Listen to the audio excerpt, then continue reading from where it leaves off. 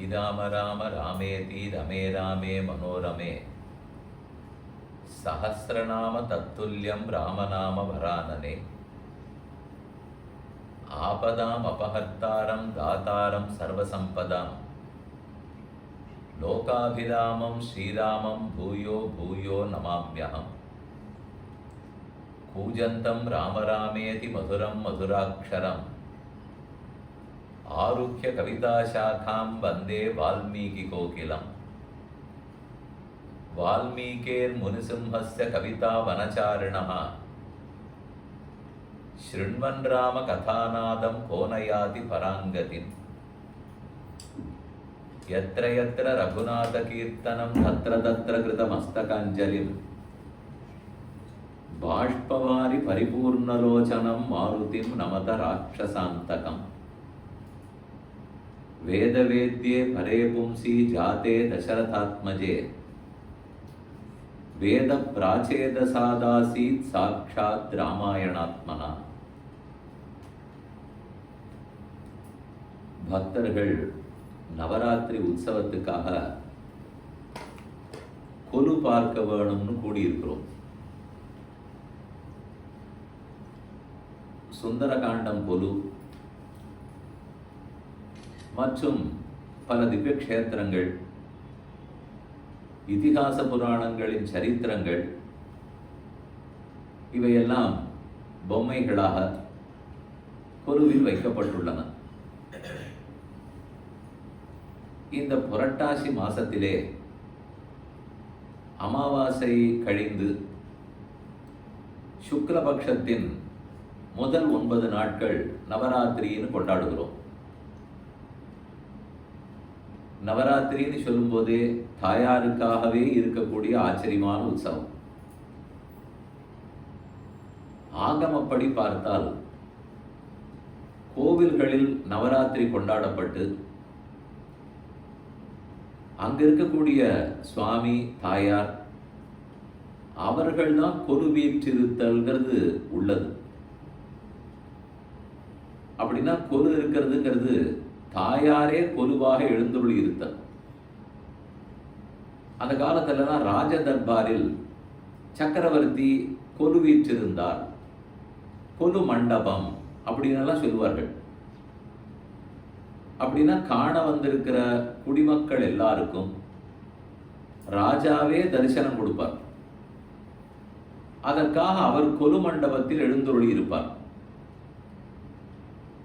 ராஜா பண்ணிருக்கணும்னால் ராஜாதிராஜனான பகவான் செய்திருக்க வேண்டும்.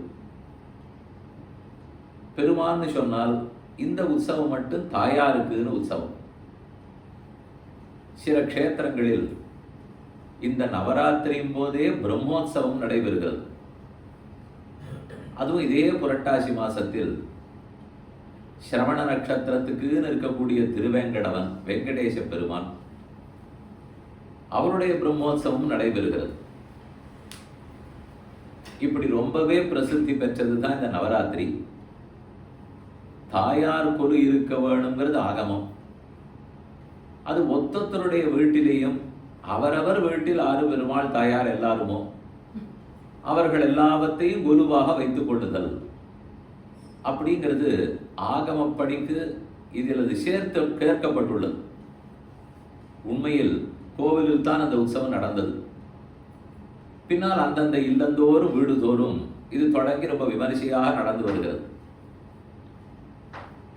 ஒரு பக்கம் கொலு நவராத்திரி உற்சவம்னாலும் மற்றொரு பக்கம் பெண் குழந்தைகள்லாம் ஒருத்தர் வீட்டிலேருந்து இன்னொரு வீட்டுக்கு போய் நம்ம பாரம்பரியமான உடையை அணிந்து கொண்டு அங்க போய் பாட்டு பாடி காட்டி ஹாரத்தி எல்லாம் எடுத்து, அதுவும் முக்கியமா ஒவ்வொரு நாள் ஒவ்வொரு சுண்டல் பண்ணி அந்த சுண்டலை விநியோகப்படுத்துற அளவுக்கு வழக்கத்துல வச்சிருக்கோம். பாரம்பரியத்தை மறக்காமல் இருக்கிறதுக்கு, நம் கலாச்சாரத்தை மறக்காமல் இருக்கிறதுக்கு பண்டிகைகள் ஒரு முக்கியமான கருவி. பொதுவா ஜனனம், பிறப்பு, யாராக இருந்தாலும் ஜனனம்னு இருந்தா ஒரு நாள் மரணம் உண்டு. கல்யாணம், குழந்தை பிறத்தல், இதுகளோட எந்தெந்த பண்டிகைகள்லாம் சேர்ந்திருக்கோ கோவில் உற்சவம் கூட இதுகளோட எது சேர்ந்திருக்கோ, புராண பாராயணம் எல்லாம் இதுகளோட எது சேர்ந்திருக்கோ, அப்பதான் அது குடும்பத்தோட நிலையா இருக்கும். எங்கோ உற்சவங்கள்லாம் கோவில்ல மட்டும் இருக்கும், நம்ம வீட்டில் ஒன்றும் கொண்டாடுறதுலேன்னு இருந்துட்டால் ஒரு பெரிய இடைவெளி விழுந்துடும்.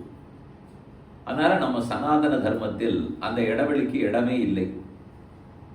பல உற்சவங்களும் பண்டிகைகளும் கோவில்லையும் நடக்கும், நம்ம வீட்லையும் நடக்கும். அது நம்முடைய வீட்டில் இருக்கக்கூடிய விவாகம், ஜனனம் எல்லாத்தோடையும் சம்பந்தப்பட்டிருக்கும். அதை போல இந்த நவராத்திரி உற்சவம் பெண்களுக்கு, பெண் குழந்தைகளுக்குன்னு இருக்கக்கூடிய உற்சவம். அதில் அப்படி நாள்பட புதுசான கருத்துகளில் புதியதான சரித்திரங்களுக்குன்னு பொம்மைகள்லாம் பண்ணி, அது இந்த காலம் எல்லாத்துக்கும் வசதி வாய்ப்பு இருக்கிற காலம். அந்த நாளாக இருந்தால் பழைய நாள் பொம்மைகள் மட்டும்தான் இருக்கும். புதுசாக கொடுக்கறதுக்கு ரொம்ப பண வசதி எல்லாம் இருக்காது, பண்ணுறதுக்கு ஆள் இருக்காது. ஆனால் இன்று புதுசாக பண்ணி அந்தந்த வருஷமும் கொடுக்கிறார்கள். நமக்கு அது சௌரியமாக இருக்குது, வாங்கி வச்சுக்கிறோம். அதில் இந்த ஆண்டு இந்த இல்லத்தில் சுந்தரகாண்ட சரித்திரத்தை பல பொம்மைகளால் ஏற்படுத்தி அதை வைத்து கொண்டாடி வருகிறோம். அதனால் இன்னைக்கு சுந்தரகாண்டத்தை பற்றி சுருக்கமாக சொல்ல வேணும் அப்படின்னு இவருடைய ஆசை. அது கொண்டு 2 விஷயங்களை மட்டும் கூறுகிறேன். மொத்தம் 68 சர்க்கங்கள் கொண்டது சுந்தரகாண்டம். 6 காண்டங்கள் ஸ்ரீராமாயணத்தில், எல்லாருக்கும் அது தெரியும். பாலகாண்டம், அயோத்தியா காண்டம், அரண்ய காண்டம், கிஷ்கிந்தா காண்டம், சுந்தரகாண்டம், யுத்த காண்டம். இது வரைக்கும் தான் பாராயண கிரமத்தில் இருக்கிறது. ராமாயணத்துக்கே பெருமை, ஒத்தொத்தர் வீட்டிலையும் அநேகமாக அந்த புஸ்தகம் இருக்கும். யார் வீட்டிலையும் ஸ்ரீராமாயண புஸ்தகம் இருக்கும். அதுலேயும் ஒரு சிலர் நித்திய பாராயணமாகவே வைத்துக் கொண்டிருக்கிறார்கள். 2 சர்க்கம் பாராயணம் பண்ணுறது, இல்லை 1 சர்க்கம் பாராயணம் பண்ணுறது, இல்லை 10 சர்க்கங்கள் பாராயணம்னு பல வகைகள் உள்ளன. அது பண்ணாதான் அவர்களுக்கு அன்னைக்கு வேலையே ஓடும். தீர்த்தமாடி பாராயணம் பண்ணாமல் சாப்பிட கூட மாட்டார்கள். எங்கேயானு வெளி வேலையாக போய்விட்டு ராத்திரி 8 மணிக்கு வந்தால் அப்புறம் தீர்த்தமாடிட்டு பாராயணம் பண்ணிட்டு சாப்பிட்டவர்களை கூட அடி எனக்கு தெரியும். அந்த அளவுக்கு அது உடலோடும் உயிரோடும் மூச்சோடும் கலந்திருக்கிற ஒரு பாராயண கிரந்தம். ஏன்னா பாரத தேசத்துக்கே உயிர் நாடி ஸ்ரீராமநாமம், ஸ்ரீராமாயணம். அந்த ராமாயணத்தை சலித்து பார்த்தோம்னால் பிராட்டியினுடைய மகாத்மியம், சீதையினுடைய வைபவம், கூடவே ஹனுமானுடைய வைபவம், இந்த 2 நிறைய சொல்லப்பட்டதுனால் அது சுந்தரகாண்டத்துக்கே உண்டான பெருமை. சுந்தரம்னு அழகுன்னு அர்த்தம், சுந்தரகாண்டம்னு அழகான காண்டம். அப்போ பாக்கி 5 காண்டங்கள் என்ன அழகில்லாத காண்டங்களா? இது ஒன்றுத்துக்கு தான் அழகான்னு கேட்டால் எல்லா காண்டங்களுக்குமே அழகுண்டு. ஆனால் அழகியான சீதையை பற்றியும் அந்த சீதையினுடைய கட்டத்தை எல்லாம் போக்கின ஹனுமாரை பற்றியும் சொல்றதுனால இதுக்கு அழகான காண்டம், சுந்தர காண்டம்ங்கிற பேர் வந்தது. இது ஒரு ஸ்லோகம் சொல்வார்கள், சுந்தரே சுந்தரோ ராமஹா. சுந்தர காண்டத்தில் ராமன் ரொம்ப அழகாக இருக்கிறார். இன்னும் கேட்டால் ராமனை பற்றின பிரஸ்தாவமே இங்கே குறவு. அவர் அனுப்பிச்சு வச்சார்னு கிஷ்கிந்தா காண்டத்தினுடைய கடைசியில் இருக்கும். ஹனுமான் தாவிட்டார், பாக்கி எல்லாமே ஹனுமான் தேடி போய் சேர்ந்து இக்கரையிலேருந்து அக்கறைக்கு போய் மோதிரத்தை கொடுத்து விட்டு சூடாமணியை பெற்றுக்கொண்டு திரும்ப வந்தது. கடைசி 2-3 சர்க்கத்தில் தான் ராமனை சந்தித்து போயிட்டு வந்த சரித்திரத்தை சொன்னது. பாக்கி ராமனை பற்றின பிரஸ்தாவமே இல்லை.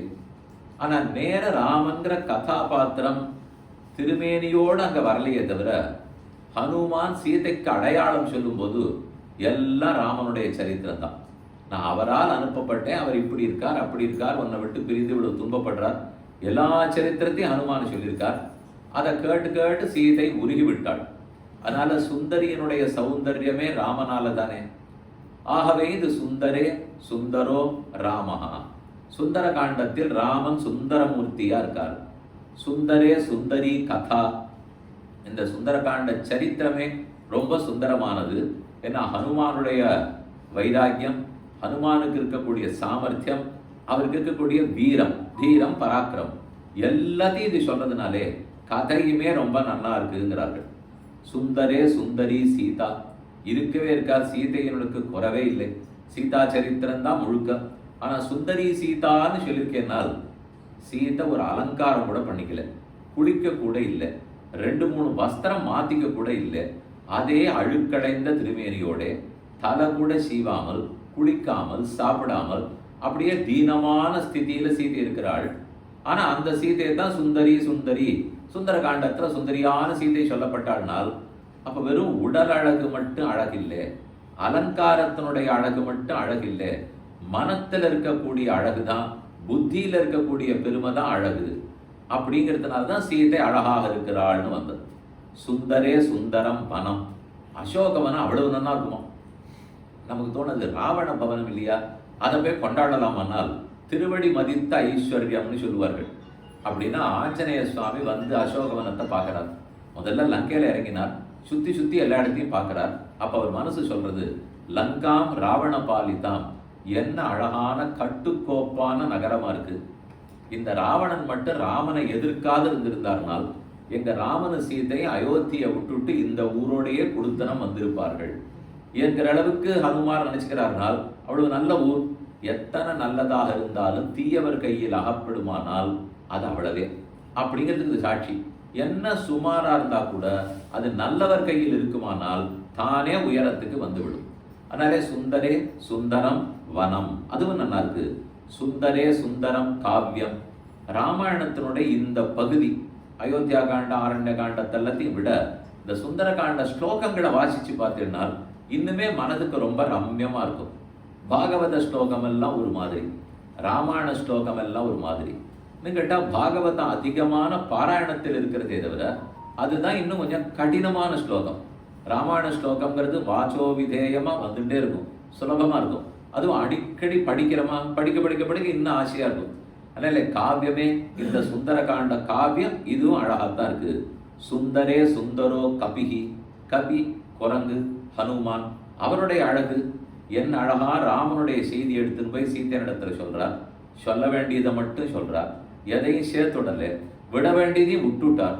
அதே போல சீத்தை சில விஷயங்கள்லாம் கோபத்தோட பேசினா அதெல்லாத்தையும் திரும்பி போய் ராமபிரானிடத்துல சொல்லவே இல்லை. எது சொன்னா காரியம் நடக்குமோ அதை மட்டும் பேசினார் இல்லையோ. அதே மாதிரி வந்த சமயத்தில் தூதனாக வந்தவன் தேவையற்ற சண்டையில ஈடுபடக்கூடாது. மேல அந்த தூதுக்கு தேவையான தகவல்களை சேகரிச்சுக்கணும். நாம ஒரு காரியத்துக்காக போறோம், இதை போய் பண்ணிட்டு வான்னு ஒரு சுவாமி நம்மளை அனுப்பிச்சு வச்சிருக்கார். அதுக்காக அந்த இடத்துக்கு போனோம். அங்க போனா நம்ம போன காரியத்துக்கு நஷ்டம் வராமல் கூட என்னென்னலாம் காரியத்தை சேர்த்து தகவல் சேர்த்துக்கலாமோ சேர்த்துக்கணும். அதுக்கு போன காரியத்திலே கெடுத்துடக்கூடாது. இப்ப அவர் போன இடத்துல போனது சீதையை பார்க்கறதுக்கு, இவன் வந்தாங்கிறதுனாலே சீதையே தரையை விட்டுட்டா அப்படிலாம் பண்ணக்கூடாது. அந்த காரியத்தை முதல்ல பண்ணிவிட்டு வெறும ராவணனையே சந்திக்காம திரும்ப போயிருந்தான்னு வச்சுக்கோ.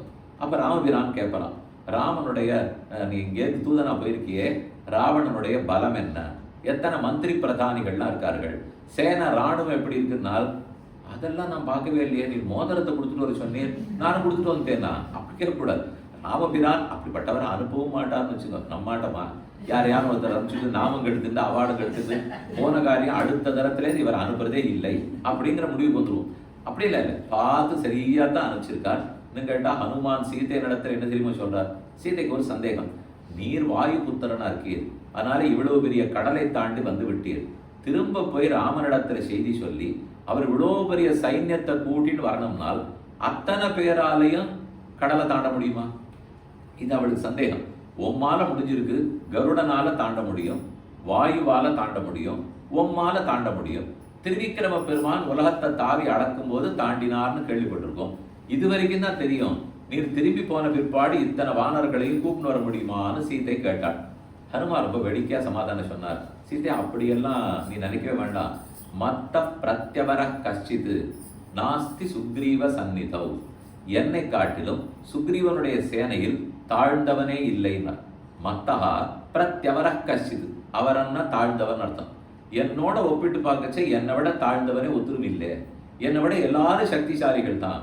நான் ஏதோ தாண்டி வந்துட்டேன்னு நினைச்சுக்காத சீதே, ராமநாமாங்கிதமான மோதிரத்தினுடைய பிரபாவம் அது கொடுத்த சக்தியால நான் வந்தேனே தவிர அதை ஒரு குட்டி குரம்ப கூட்டு கொடுத்துருந்தா கூட தாண்டி இருக்கும். இதுக்கு எதுக்கு நான் அதுக்கு அவர் இன்னொரு திட்டாந்த சொல்றார். பொதுவா ஒரு கோட்டியில நாம ஒரு 10 பேர் உட்காந்துருக்கோம், சின்னவாளா யார் இருக்காளோ சட்டு நாங்க போய் ஒரு நாற்காலி எடுத்துன்னு வரோம்னு வச்சுக்கோ. இப்போ எடுத்துன்னு வா அப்படின்னு சொல்லுவோமா? இல்லை அங்கே இருக்கிறதுலையே யார் மூத்தவரோ வித்வானோ அவரை கூட்டு இப்போ இந்த நாற்காலி எடுத்துனுவான்னு சொல்லுவோமா? ஆறு சின்ன பிள்ளையோ அவரை தான் அனுப்புவோம். எப்போ ராமன் பார்த்து நீ ஓடி போய் மோதிரத்தை கொடுத்துட்டு வான்னு சொன்னாரோ அப்போ நான் யாரா இருக்கணும்? அந்த கோட்டிலேயே நான் தானே சின்ன பிள்ளையா இருக்கணும். எனக்கு தானே ஒன்றும் தெரியாதா இருக்கணும். அதனால தான் என்னை ஓட்டி விட்டுட்டான்னு ஹனுமான் சொல்லிட்டு இருக்கணும்னால் அதுதான் அந்த பிளவகோத்தமனான அந்த வானரோத்தமனான ஹனுமானுக்கு இருக்கிற ஏற்றம். தான் எத்தனை பெருமை உடையவராக இருந்தாலும் ராமதாசன் ராமதூதன் தான் அவர் உள்ளத்தில் எப்போதும் இருந்தது. சுந்தரே சுந்தரோ கபிஹி. அதுக்கப்புறம் சுந்தரே சுந்தரம் மந்திரம். மந்திரம் அப்படின்னு இதுக்குள்ள சொல்லப்படுகிற மந்திரம்னா சுந்தரகாண்டத்தை வாசிச்சாலே இழந்த பொருளெல்லாம் திருப்பி கிடைக்கும். சுந்தரகாண்டத்தை வாசிச்சா விட்டு போனவர்கள்லாம் திரும்பி வருவார். என்னென்ன கை கூட்டணும் நினைச்சிட்டு இருக்கோமோ அதெல்லாம் கூடும். ஏன்னா நம்ம ரட்சித்து கொடுக்கறது இல்லையோ அதனாலே இதுக்கு ஏற்றம். ஆனா அயோத்தியா காண்டம் வாசிங்கோ ஆரண்ய காண்டம் வாசிங்கோன்னு சொல்றது இல்லையே. ஒரு சுவாமி ஆரண்ய காண்டத்தில் அவரே பட்டது இருக்கு, இதுக்கு மேல நாங்க வேற எதுவும் வாசிக்கணும் அனுபவம். இதுக்கு ஒன்றும் சுந்தர காண்டத்துல குறவில்லை. அங்க சீதாதேவி சிறைப்பட்டுத்தான் இருந்தாள். ஆனா அந்த சிறைப்படுறதுங்கிறத நம்ம ஆச்சாரியர்கள்லாம் எப்படி சொல்லியிருக்கார்கள்னால் தர்போதத்திர தசேந்திரியானன மனோனக்தஞ்சராதிட்டிதே தேகேஸ்மின் பவசிந்துனா பரிகதே தீனாம் தசாம் ஆசிரிதா அத்யத்தே ஹனுமத் சமேன குருணா பிரக்யாபிதார்த்த புமான் லங்காருத்த விதேகராஜ தனையான் நியாயேன லாலப்பியதே. இது சுவாமி வேதாந்த தேசிகனுடைய அழகான ஒரு ஸ்லோகம். அவர் சொல்றது ஒரு ஒப்பீடு சொல்றார். ஒப்பிட்டு காட்டுக, ஒற்றுமை வேற்றுமை சொல்லுகன்னு உமல்யம். அது போல சொல்றார். அசோகவனத்தில் சீதை சிறைப்பட்டிருந்தாள். அசோகவனத்தை உப்பு கடல் சூழ்ந்திருந்தது. ராமனை பத்தி சீதைக்கு தெரியாது, சீதையை பத்தி ராமனுக்கு தெரியாது. 10 தலை ராவணன் ரொம்ப கஷ்டம் கொடுக்கிறான். கடைசியில் ஹனுமார் குறுக்க வந்தார். ராமன் பெயர் பொறிக்கப்பட்ட மோதிரத்தை சமர்ப்பித்தார். சீதைக்கு ராமனை பத்தின செய்தி சொன்னார். திரும்ப போய் ராமனிடத்தில் பேசி சேர்த்து வைத்து விட்டார். இவ்வளவுதானே ஒரு வரியில அந்த கதையை சொல்லணும்னா. ஒரு வரியில சொன்னாலும் நம்ம ஆச்சாரியர்கள்லாம் எழுதியிருப்பா. 10 நாள் சுந்தரகாண்டம் சொல்லணும்னாலும் தாராளமாக எழுதியிருப்பா. இதுக்கு பொறுமை இருக்கிறவா இதுக்கு வாங்கோ, அதுக்கு பொறுமை இருக்கிறவா அதுக்கு வாங்கோ. எல்லாத்துக்குமே அவசரமா 5 நிமிஷத்துல ஒண்ணுன்னா ஒரே வரியில சொல்லணும்னாலும் சொல்லலாம். இப்ப இதுதான் சரித்திரம். இந்த சரித்திரம் மேலோட்டமா பார்த்தா கதை, ஆனா நம்முடைய கதை இது. இந்த ஜீவாத்மா உடலுக்குள்ளே சிக்கி கொண்டிருக்கிறான். அங்க அசோகவனத்துல சிறை, ஆத்மா தான் சீதை, இந்த சரீரம் தான் அசோகவனம். அங்க உப்பு கடல் சூழ்ந்திருந்தது, இங்க சம்சார கடல் சூழ்ந்திருக்கிறது. பிறப்பு இறப்பு ஜனன மரணம்ங்கிற பவசாகரம், பெரிய சாகரமா இது. அனந்த கிளேசபாஜனம், சம்சார சாகரம் கோரம், அனந்த கிளேசபாஜனம்னு ஜிதந்தா ஸ்தோத்திரம் சொல்றது, ரிக்வேதத்தினுடைய ஒரு கண்டம். அதுல சொல்றது இந்த சம்சார சாகரம் இருக்கே ரொம்ப கோரமானது. கடல்னு போனா முதல்ல இருக்கும், திமிங்கில இருக்கும், ஒரே சூறாவளியா இருக்கும், சொடலா இருக்கும். இந்த சம்சாரத்துல என்ன இல்லை? இதை விட நிறையவே இருக்கு. அதுவான திமிங்கலத்தை பார்த்தா திமிங்கலன்னு தெரியும். இங்க நம்ம பக்கத்திலேயே உட்காந்துருக்கோம், ஆனா திமிங்கலன்னே தெரியாது. யார் எப்படி இருப்பார்கள்னே கண்டுபிடிக்க முடியாது. அப்ப காலத்திலேயாவது ராட்சசனா வந்தான், அசுரன் அசுரனா வந்தான். இப்ப எல்லாருமே நன்னா சொக்கா வேட்டி எல்லாமே போட்டு நன்னத்தான் வரா. யார் அசுரன் யார் ராட்சசன்னே தெரியறது இல்லை, சொல்லுபவர் உட்பட. இப்படின்னு சொல்லச்சேவே எல்லாரும் பக்கத்துல இருக்கிறவளை பார்ப்பா. அவர்களும் நம்ம பார்ப்பார்கள் ஞாபகம். நாம பக்கத்துல பார்க்கிற வேகத்துல அவர் நம்மளை பார்க்க மாட்டாரா? அதனால இது பெரிய சம்சார சாகரம் கோரமானது. அதுதான் நம்மை சூழ்ந்து இருக்கிறது. ஆத்மா சரீரத்திலே கர்மாதீனமாக சிறைப்பட்டிருக்கிறார். அவரை இந்த சம்சார சாகரம் சூழ்ந்திருக்கு. நம்ம பரமாத்மாவும் மறந்து போயிட்டோம். அந்த சீதைக்கு ராமன் விஷயம் தெரியாது, ராமனும் சீதை விஷயம் தெரியாமல் தவித்தார். இங்க ஒரு சின்ன வித்தியாசம். நம்ம தான் பரமாத்மா மறந்துட்டோமே தவிர அவர் நம்மை மறக்கவே இல்லை. அவர் ஞாபகம் தான் வச்சிருக்கார். இப்படி ஒண்ணுக்கு ஒண்ணு. இங்க நம்மளை யார் துன்பம் கொடுக்கிறார்? அங்க ராவணன் துன்பம் கொடுத்தான், இங்க நம்ம மனசு துன்பம் கொடுக்குறது. அங்க ராவணனுக்கு 10 தலை, இங்க மனசுக்கு 10 இந்திரியங்கள். கர்மேந்திரியங்கள் 5, ஞானேந்திரியங்கள் 5. கண்ணு, காது, மூக்கு, நாக்கு, தோலு, இந்த 5 ஞானேந்திரியங்கள். வாக்கு, பாணி, பாத, பாயு, உபஸ்தம், இந்த 5 கர்மேந்திரியங்கள். இந்த 5 10 தான் மனசுக்கு இருக்கிற 10 தொண்டர்கள். அங்க மனம் ராவணன், இங்க இதுதான் ராவணன். இந்த ராவணனுக்கு 10 தலை, நமக்கு இங்க 10 தொண்டர்கள், 10 இந்திரியங்கள். இவர்களெல்லாம் சேர்ந்து படுத்துற பாடுதான் நம்ம. அங்க ராவணனுக்கு சீதை இணங்கவில்லை, அவன் விருப்பப்பட்டபடி நடக்கல. நாம மனசுக்கு இணங்கி அது இழுக்கிற இழுப்பெல்லாம் போயிட்டு தான் இருக்கும். அங்க அவ தான் கேட்கல, இதை நம்ம கேட்காத இருக்குமா? மனசு போற வழிக்கு இந்திரியங்கள் போற வழிக்கு போறோம். அங்கே ஹனுமான் குறுக்க வந்தார், செய்தி எடுத்துன்னு வந்தார். இங்க நம்முடைய குரு, நம்ம ஆச்சாரியன் தான் அந்த செய்தி எடுத்துன்னு வருவார். அவர் ஒரு முத்திர மோதிரத்தை எடுத்துன்னு வந்தாரா? ஹனுமான் வரிசை ஒரு முத்திர மோதிரம் கொடுத்தாரு. அதே போலத்தான் நம்ம ஆச்சாரியன் சங்கு சக்கர முத்திரையோட வருகிறார். அவரும் பகவானுக்கு நாம் பிரதிநிதிங்கிறதுக்கு முத்திரை வைக்கிறாரு. சங்க சக்கரம் கதை பத்மாசி எதனை விட 5 ஆயுதங்களுடைய முத்திரையை வச்சு ஆச்சாரியன் நமக்குன்னு நல்ல செய்கிறார். நம்ம பத்தி பகவானிடத்துல போய் பேசி ஹனுமார் எப்படி சீதையை ராமனோட சேர்த்து வைத்தாரோ அதே போல இந்த ஜீவாத்மாக்கள் சிஷ்யர்களை பகவானோட ஆச்சாரியன் சேர்த்து வைக்கிறார். இதுதான் சுந்தரகாண்டம். நாம எதுவோ நினைச்சிட்டு இருப்போம், கதையா இருக்க. கதை நன்னா தான் இருக்கு, ஒரு குறவும் இல்லை. கதாபாகமும் நன்னா தான் இருக்கு. ஆனா அதுக்கு உள்ளூர பொருள் இருந்தா தானே வியங்கிய காவியம்னு சொல்ல முடியும். இதை மகாகாவியம் வியங்கிய காவியம்னு சொல்லுவா. வியங்கியம்னு சொன்னா உள்ளுரை பொருள், உள்ள இருக்கிற அர்த்தம். மேலோட்டமா பார்த்தா ஒரு அர்த்தம் கிடைக்கும், ஆனா உள்ள இறங்கி பார்த்தோம்னா ஆழமான அர்த்தம் கிடைக்கும். அதை போல சுந்தரகாண்டத்தில் இந்த மந்திரமே அழகா இருக்கு, காவியமே நன்னா இருக்கு. சுந்தரே சுந்தரி சீதா, சுந்தரே சுந்தரம் காவியம், சுந்தரே கிம்ன சுந்தரம். சுந்தரகாண்டத்தில் எதுதான் அழகாக இல்லை அப்படிங்கிற இந்த ஸ்லோகம் சொல்றது.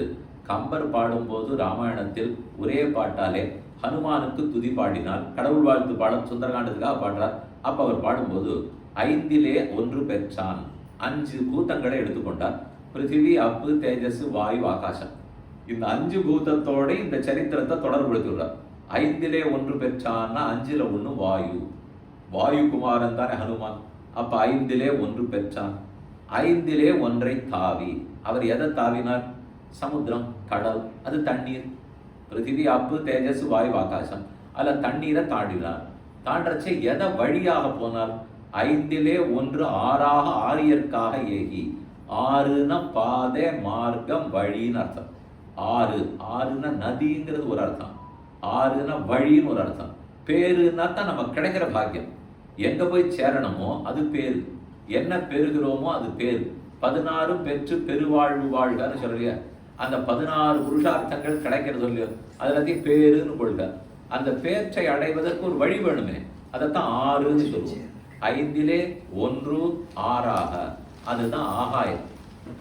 ஆகாச மார்க்கத்தில் தானே தாவினார். வாயு பெற்ற பிள்ளை தண்ணீர்ங்கிற கடலை தாவினார். தாவுவதற்கு வழி ஆகாயங்கிற பஞ்சபூதத்துல ஒன்ன தாவிட்டார். 5லே 1 பெற்றாள் அணங்கை தேடி. அயலாங்கூரில், அயலான் தான் ராவணன். அயலாங்கூரில்னா ராவணனுடைய லங்கையிலே 5லே 1 பெற்றாள். பிருத்திவிங்கிற பூமி மாதா பெற்ற குழந்தை தான் சீதை. அவள் கிடைச்சதே பூமியிலே ஜனக மன்னவன். அப்படி கலப்பையை வச்சு புத்திரகாமேட்டி பண்ணணுங்கிறதுக்காக உழுகிறார். அந்த சமயம் கலப்பை ஒரு இடத்துல தட்டி நின்றது. சீதா லாங்கர பத்ததின்னு இந்த நடு கோடு வகுடு எடுக்கிறோம் பாருங்க, அதுக்கு தான் சீதான்னு பேர். அதை போல கோடு இழுத்த மாதிரி அந்த கலப்பையை வச்சு உழுதுன்னு போனானா. அதன் கடைசியில் அந்த கோட்டின் கடைசியில சீதை கிடைச்சதுனாலே சீதா அப்படின்னு அவளுக்கு பேர் வந்தது.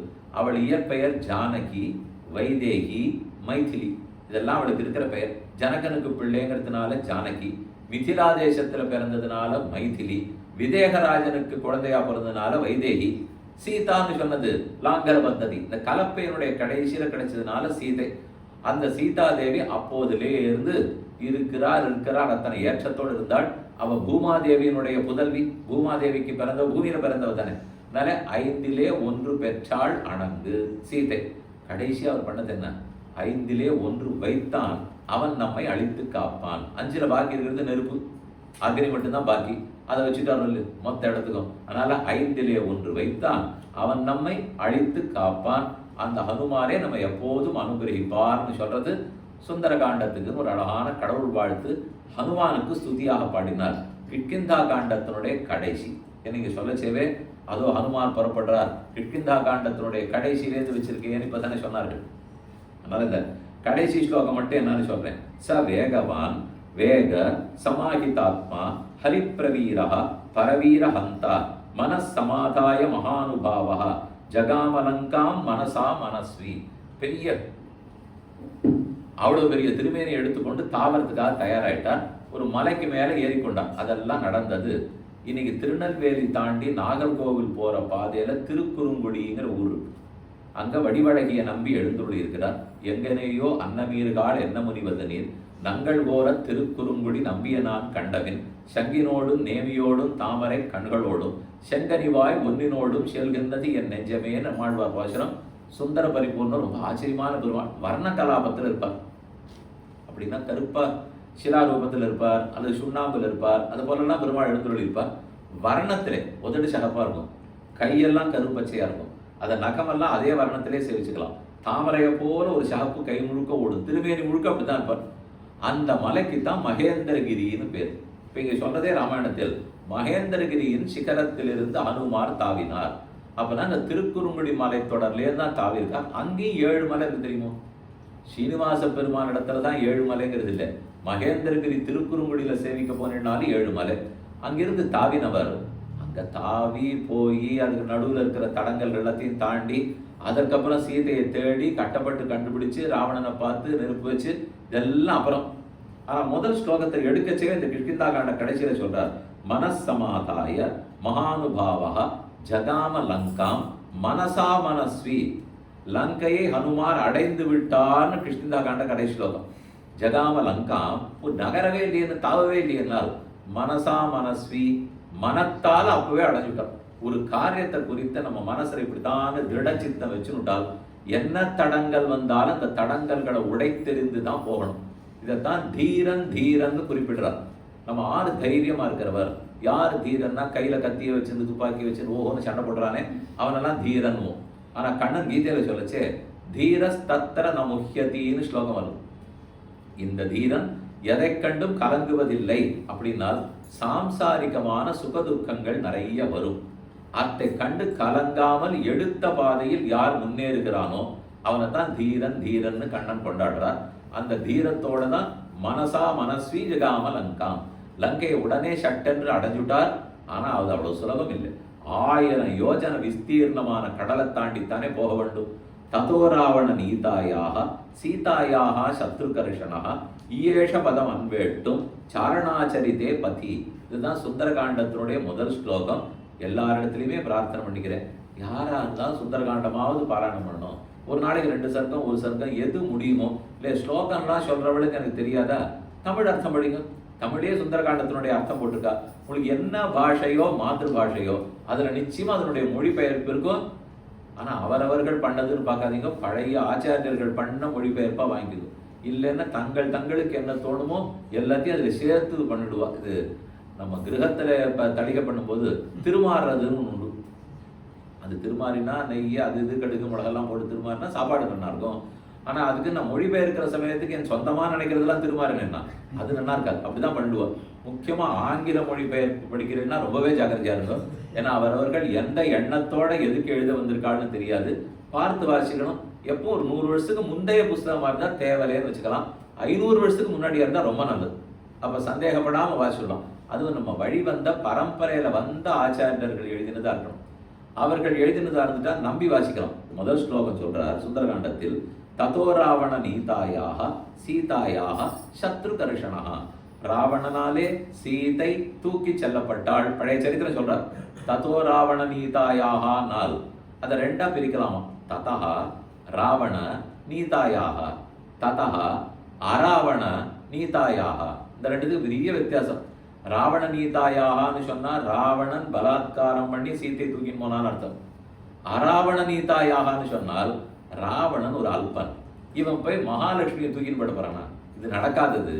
அராவண நீதாயான்னு சொன்னால் ராவணனை சேர்த்து தான் தூக்கி கொண்டு சீதை சிறை புகுந்தாள்னு அர்த்தம். அப்படி கூட அரான்னு போவார்களா? பண்ணார்கள். கஜேந்திரன் ஓஹோன்னு கையெடுத்து கூப்பிட்டான். நாராயணா ஓ மணிவண்ணா நாகனையாய் வாராய் என் நாரிடர நீக்காய் அப்படின்னு கஜேந்திரன் முதல்ல காலை பிடிச்சுட்டு இருக்கு. கஜேந்திர மோட்சம் சரித்திரம் கேள்விப்பட்டிருப்பிட. அதை அவர் கூப்பிட்டோன்னே அங்கேருந்து கருட வாகனத்துல தான் பெருமாள் வந்தார். கருடனுடைய வேகம் அவருக்கு போறல. அதனால கருடனையும் தூக்கி தன் தோல்ல வச்சிருந்து அவரே வந்து குதிச்சார். கருடன் அவரை தூக்கின்னு வரல, கருடனையும் சேர்த்து அவர் வச்சிருந்து வந்து குதித்தாராம். ஏன்னா வழியில அவர் விட்டுட்டு போக முடியாது இல்லையா. நம்ம அப்படியே வண்டியில தான் போயிட்டு இருக்கோம், நின்று போயிடும். அது சக்கர தியானம் கிழிஞ்சு போச்சுன்னா 2 சக்கர வாகனம் போறச்சு அத்தையும் தோல்ல தூக்கின்னு வச்சுன்னு ஒன்றுதான். அது போலத்தான் இங்க போட்டிருக்கு.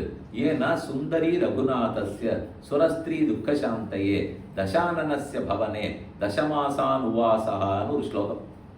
சுந்தரி ரகுநாதஸ்ய சுரஸ்திரீ துக்கசாந்தையே, தேவஸ்திரீகளுடைய சிறையெல்லாம் வெட்டி விடணும், அவர்களையெல்லாம் ரட்சிக்கணுங்கிறதுக்காக சீதை தானா சிறை புகுந்தாள். ஒரு இடத்துல ஒருத்தரை நம்ம காப்பாற்றணும்னு வச்சுக்கோம். ஒருத்தர் ஜலத்துல விழுந்துட்டார், அவரை தூக்கணும், முடிஞ்ச அளவுக்கு கயத்தை போட்டு தூக்கி பார்க்கலாம். அதுக்கு மேல ரொம்ப ஆழத்துல இருந்தாலும் நம்ம குதிச்சாத்தான் காப்பாற்ற முடியும். அது போல சீதை தேவ பெண்டிர்கள் எல்லாரையும் ராவணன் சிறை வச்சுட்டான். அவர்களை ரட்சிக்கணும்னா வைகுந்தத்துல உட்கார்ந்துட்டே முடியாதான், கீழே அவர்களா சிறைக்குள்ள புகுந்தாதான் அவர்களை ரட்சிச்சுன்னு வர முடியும். அதுக்காக சிறைக்கு போகணும். எப்படி போறதுன்னு தெரியல. ராவணனையும் தூக்கி புஷ்ப விமானத்தில் வச்சுன்னு அவளே போயிட்டாங்க.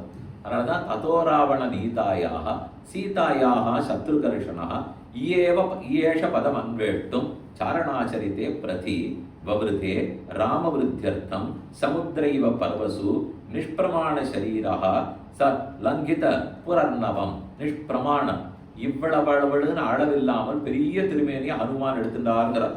எதற்காக? வவ்ருதே ராமவிருத்தியர்த்தம், ராமனுக்கு நம்ம வளர்ச்சி ஏற்பட்டு சீத்தை திரும்ப கிடைக்கணுங்கிறதுக்காக ஹனுமான் வளர்ந்தார். நிஷ்பிரமாண சரீரா, இவ்வளவு அளவா இருந்தவர் 8 அடி 6 அடி வசனம் இருந்தவர் ஓஹோன்னு ரொம்ப பெரிய திருமேனியோட வளர்ந்துட்டார்கள். பீட்யமானஸ்து வலினா வலினா மகேந்திரஸ்தேன பர்வதா ரீதி நிர்வர்த்தயாமாச காஞ்சனாஞ்சன ராஜதீ. அவர் பெரிய மலையில ஏறி தன்னுடைய கால்களால் அப்படி அழுத்தி மலை தாங்குமான்னு பார்க்கிறார். போற வேகத்திலே நாம எங்கிருந்து எழும்புறோமோ குதிக்கிறோமோ அந்த இடம் தாங்கணும் இல்லையா? ஆகாயத்திலே சந்திரமண்டலத்துக்கு போறதுக்காக எல்லாத்தையும் தயார் பண்றா. அது கிளம்ப போகுது. அது கிளம்புற இடம் பின்னமாப்படும்.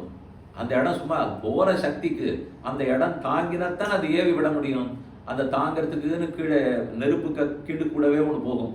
அது போக போக மேல மேல தள்ளி விட்டுட்டு இது தடால்னு கீழே விழுதும். அதை போல மலை தாங்குமானா தாங்கிட்டு, ஆனா அவர் தாவின உடனே அந்த மலையே உடைஞ்சு போச்சான். மலைக்குள்ள இருக்கிற பிராணிகள்லாம் வெளியில பயந்துட்டு ஓடி வந்ததாம்.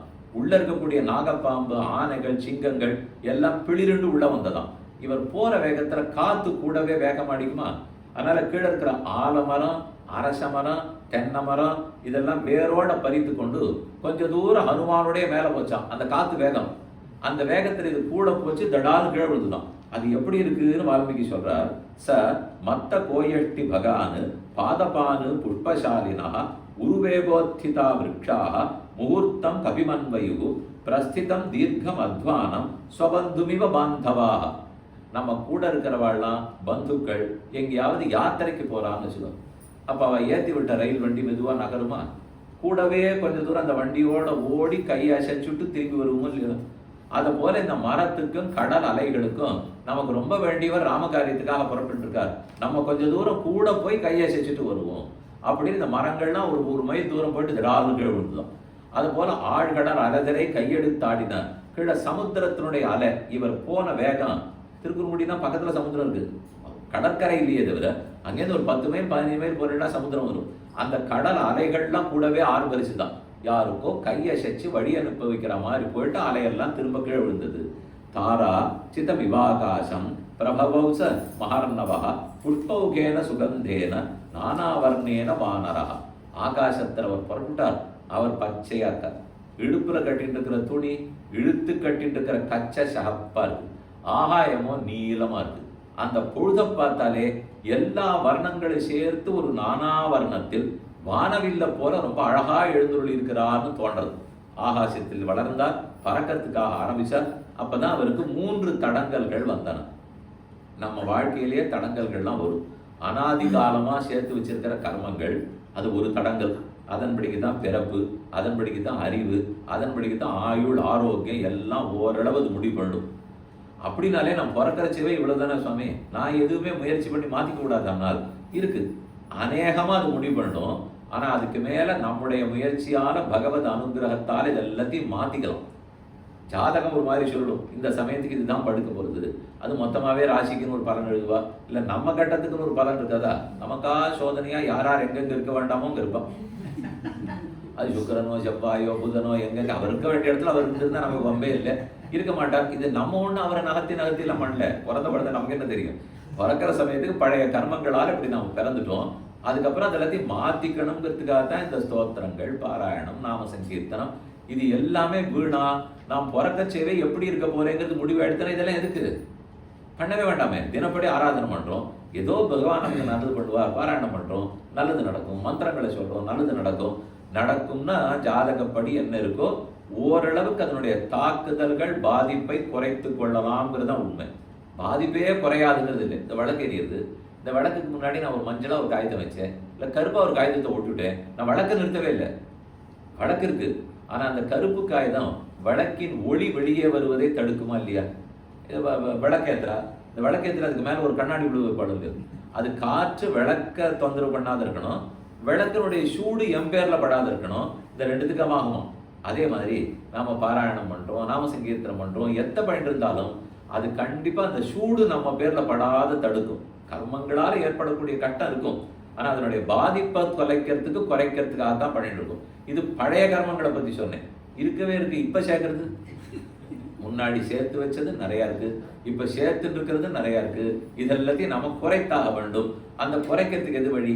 தினப்படி பண்ண வேண்டிய கர்ம அனுஷ்டானம், பக்தி, தியானம், பகவத் கைங்கரியம், இது எல்லாமே அதனுடைய பாதிப்பை குறைக்கும். இப்ப ராம கைங்கரியத்துல ஹனுமான் தாவிட்டார்.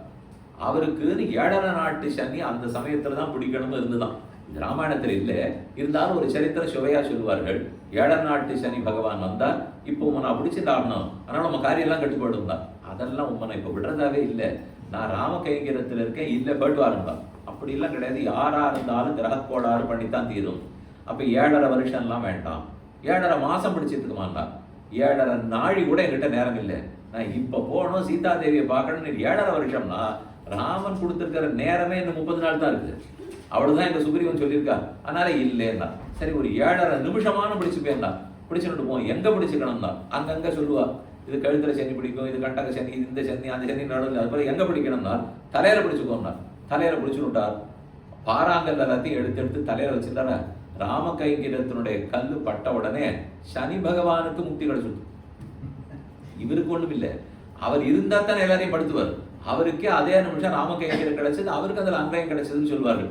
நல்ல தடங்கல்கள்ங்கிறது வந்துட்டு தான் இருக்கும். அந்த பகவத் கைங்கரியம், பாகவத கைங்கரியம், அவருடைய ஸ்ரீபாத தூளி, ஸ்ரீபாத தீர்த்தம், இவற்றால தான் நம்ம குறைத்து கொண்டாக வேண்டும். பாக்கி ஏதோ நாமா பண்ணிட்டோம்னு போகாது. குஞ்சர சௌச்சவத்துன்னு பாகவத புராணத்தில் ஒரு திட்டாந்தம். யானை குளித்தா போலதான் நம்ம கர்மங்களை தொலைக்கிறதெல்லாம். யானை குளிக்கிற வரைக்கும் படபடான்னு இருக்கும். கரைக்கு வந்ததுன்னா கீழே இருக்கிற குப்பை சத்தை எல்லாத்தையும் திருப்பி எடுத்து போடணும். மறுநாள் குளிக்கும், சத்தை குப்பை சத்தை எடுத்து போடுவோம், மறுநாள் குளிக்கும். நம்ம கர்மங்களை தொலைக்கிறதுலாம் இப்படிதான் இருக்கு. ஒரே அடியாவா தொலைக்கிறோம்? அப்படி தொலைக்கணும்னா பக்தியும் கைங்கரியமும் தான் ஒரே வழி. அதனால ஹனுமார் செய்ததை பார்க்கறச்சே நாம அந்த கைங்கரியத்திலையும் பக்தியிலும் ஈடுபட்டு இருந்தோம்னா கண்டிப்பா பாதிப்புகள் குறையும். அவராக இருந்தாலும், ஆனானப்பட்ட ஆஞ்சநேயா இருந்தாலும் தடங்கல்கள் வராது இருக்காது, பாதிப்பு வராது இருக்காது. வந்தால் எந்தெந்த ரூபத்துல வரும்னு 3 தடங்கல்கள் பத்தி சொல்ல போறார். அந்த 3 நம்ம பிரிச்சு விடலாம். நம்ம வாழ்க்கையில வச்சுக்கிட்டால் அனுகூல சத்ரு, நம்ம கூட இருக்கிறவா எல்லாரும் நம்ம ஏதாவது கொஞ்சம் அப்படி இப்படி நல்லதா நடந்துக்கணும்னு பார்த்தாலும் அவர் நல்லவா, யாரும் ஒன்றும் குறவே இல்லை. அந்த நல்லவர்களே இருந்தாலும் நான் 4 வருஷத்துக்கு கழிச்சு வந்திருக்கேன், இல்லை சுந்தரகாண்ட உபன்யாசம் நண்பர் கூப்பிட்டுருக்கார், அதனால இன்னைக்கு 6லேருந்து 7 1 மணி நேரம் போயிட்டு வந்துடுறேன்னு வாசப்படியில காலை வைக்கச்சே ரொம்ப தூரத்து உறவு 4 வருஷத்துக்கு முன்னாடி பார்த்தவர் வீட்டுக்கு வருவார். என்னை வீட்டுல உட்காந்து வச்சுட்டு நீ கடை போவியான்னுவர். இன்னைக்கு சுந்தரகாண்ட உபன்யாசம் போக முடியாது. அனுகூலர்கள் தானே, அவர் ரொம்ப வேண்டியவர் தானே. அப்ப வேண்டி வரை என்னன்னு நான் சொல்றது, விருந்தோம்பல் பண்ணங்கிறது தர்மசாஸ்திரம் தானே. வந்தவா அதித்தியை விட்டுடக்கூடாது, அதுவும் சாஸ்திரம் தான். ஆனா நான் கேட்கணும்னு நினைச்சது கேட்க முடியாது. நீ இன்னைக்கு சுந்தரகாண்டமுக்கு தான் சொன்னேன் தவிர கோவில் ஒரு கல்யாண உற்சவம் கூப்பிட்டுப்பா, அன்னைக்கு பார்த்து நம்ம வேண்டிவா கல்யாணம் கண்டிப்பா நீங்க வரணும், நீங்கள் இல்லாட்டா கல்யாணமே நடக்காதுப்பா. அதெல்லாம் ஒண்ணும் இல்லை, தானே நடக்கத்தான் போறது. இருந்தாலும் அப்படின்னு சொல்லிட்டு அன்னைக்கு கோவில் கல்யாண உற்சவம் போச்சு. நம்மால ஏதோ ஒரு சின்ன கைங்கரியம் பண்ணிருக்க முடியும்னா அதுவும் இல்லாத போடும். இப்படி அனுகூலர்களாக இருந்தே பாதிப்பார்கள், அவர்களாலேயும் தடங்கல்கள்லாம் வரும். இது ஒரு வகை. 2வது, பெருமாளே நிறைய அப்படி வலையெல்லாம் விரிச்சு வச்சிருப்பார். அகற்றனி வைத்த மாயவல் ஐம்புலன்கள் ஆமவை நன்கறிந்தனன் அகற்றி எண்ணெயின் நீ அருட்சேயத்தில் வீழ்த்தி கண்டாய்னு நம்மாழ்வாருடைய கோஷம். ஒரு வலையை விரிச்சு வச்சுட்டு இதுல அவன் காலை வைக்கிறானா, சுருக்குன்னு சிக்கிக்கிறானா பார்ப்போம். அதுவும் பக்தியில் கொஞ்சம் வளர ஆரம்பிச்சோம், சோதனை எல்லாம் அப்பதான் ஆரம்பிப்பார். இது வெளியார் கொடுக்குற சோதனை நான் சொல்லல, அது முதலே சொல்லிட்டேன். நமக்கு வேண்டியவர்கள் சுத்துப்பட்டார இருக்கிற சோதனை எல்லாம் ஒரு வகை. அதை தாண்டினா பகவானே சோதிப்பார். கேட்டா அவர் சொல்றது, இவன் பக்தியில நல்லா முன்னேறிட்டானா, முக்தி கொடுக்கறதுக்கு இவன் தயாராயிட்டானா, நான் எப்படி பார்க்கறது? இவனை நான் பரீட்சை பண்ணித்தானே தேர்த்தணும். அந்த பரீட்சைக்காக நமக்கு சில துன்பங்கள்லாம் கொடுப்பார், அதையும் தாண்டித்தான் ஆகணும். முதல்ல நம்ம சுத்தி இருக்கிற வாழ்க்கையிலேருந்து வர்ற பாதிப்பு தாண்டணும், அது அனுகூலர்களாலே. அடுத்தது பகவானே பார்த்து பரீட்சை பண்றதுக்காக ஏதாவது பாதிப்பு கொடுப்பார், அதையும் தாண்டணும். மூணாவது தான் நிஜமான விரோதி. முதல் 2 பேர் விரோதியே இல்லையே, ஆனா மூணாவது சொன்னது விரோதி. அகங்காரம், மமகாரம், காமம், குரோதம், லோபம், மோகம், மதம், மாத்சரியம், நம்ம அனாதிகாலமான கர்மம். இது எல்லாமே கண்டிப்பாகவே பாதிக்க போறது. அதுதான் விரோதி விரோதியாவே இருக்கிறது. நடுவில் சொன்னது பெருமானா பார்த்து பரீட்சை பண்றது. அதுக்கு முதல்ல சொன்னது அனுகூலர்களா பார்த்து அவா கொடுக்குற சிரமம். இந்த 3 ஆட்டம் தான் அனுமாருக்கு வந்தது. முதல்ல மைனாக்க பர்வதம், அது ரொம்ப வேண்டியவர். உமக்கு நான் ஒத்தாசை பண்றேன் பெரு வழின்னு குறுக்க ஏறி நின்றுட்டு நீர் என்கிட்ட தங்கிட்டு தான் போகணும் அப்படின்னு தடுத்தார். மைனாக்கம்ங்கிற மலை முதல்ல தடுத்தது. அடுத்தது சுரசா அப்படின்னு ஒரு பெண்மணி, அவள் தடுத்தாள். அவ பரீட்சைக்காக வந்தா. தேவமாதர்கள்லாம் வந்து எப்படி ஹனுமான் நிஜமா எடுத்த காரியத்துல உறுதியோடு இருக்காரா பார்ப்போம். புத்தி பலம் யசோ தைரியம், இந்த ஸ்லோகம் எல்லாரும் சொல்ல முடியும். புத்தி பலம் யசஸ் தைரியம் நிர்பயத்வம் அரோகதா அஜாட்யம் வாக்படுத்வஞ்ச ஹனுமத் ஸ்மரணாத் பவேத். அப்ப இந்த எல்லா பேருமே அவர்கிட்ட இருக்கான்னு பரீட்சை பண்ணணும். அதுக்கு தான் சுரசாகிற நாகமாதா அவள் வந்தா. அதுக்கப்புறம் 3வது சிம்ஹிகான்னு பேரு, சாயாகிராகி. அவள் நிஜமாவே தீயவள். ஆகாசத்துல ஹனுமார் போயிட்டு இருந்துச்சு, அவருடைய நிழல் கீழே விழுந்தது. அந்த நிழலை இழுத்துடுவலாம், மேல போறவா போக முடியாது. இந்த நிழலை இழுத்தா மேல பறக்கிறவர்களால பறக்க முடியாது. இப்படி 3 பேர். இதுல முதல்ல வந்தது ரொம்ப அனுகூலர். அவரை பத்தி தான் சொல்லுகிறார். ஆதி காலத்தில் ஹனுமானுடைய தந்தையார் வாயு பகவான். அவர் இந்த மைனாக மலைக்கு ஒத்தாசை பண்ணியிருக்காராம். மைனாகத்தை போல நிறைய மலைகள்லாம் இருந்தது. அதுகளுக்கெல்லாம் சிறகு உண்டா. அந்த நாள்ல ரெக்க உண்டு, சிறகு. அதை வைத்துக் கொண்டு பறந்து பறந்து போய் ஒரு பட்டணத்து பேர்ல உட்காரும். உட்கார்ந்து இருக்கிறவாள்லாம் பிராணநாசம். இதை போல நடந்ததுனால இந்திரன் வந்து வஜ்ராயுதத்தால சிறகெல்லாம் வெட்ட ஆரம்பிச்சான். அப்ப இந்த மைனாகம் வாயு பகவானுக்கு ரொம்ப நண்பன். அதனால அவரை கேட்டது. வாயு அப்படியே அடிச்சுன்னு போய் கடலுக்குள்ள அந்த மைனாகத்தை தள்ளி விட்டார். அதனால எந்த இடத்துலயும் தப்பித்து விட்டது. அது கடலுக்குள்ள சிறகோட ஜாகிரதையா ஒளிஞ்சிருந்தது. அப்ப அதுக்கு தோன்றது, நம்ம நண்பன் வாயுனுடைய புத்திரன் ஹனுமார் வந்துட்டு இருக்கார். அவர் இவ்வளோ பெரிய சமுத்திர தாண்டத்துக்கு வழியில ஒன்றும் தங்கறதுக்கே இடம் இல்லை. அதனால நம்ம கிட்ட கொஞ்சம் தங்கி ஒரு 10-15 நிமிஷம் இளைப்பாரி படரசம் மற்றும் உண்டான வகைகள்லாம் அருந்தி விட்டு சந்தோஷமா அவர் போட்டோம். இப்படி நினைச்சது. இதே மாதிரிதான் நமக்கு வேண்டி வாழ பண்ணுவோம்.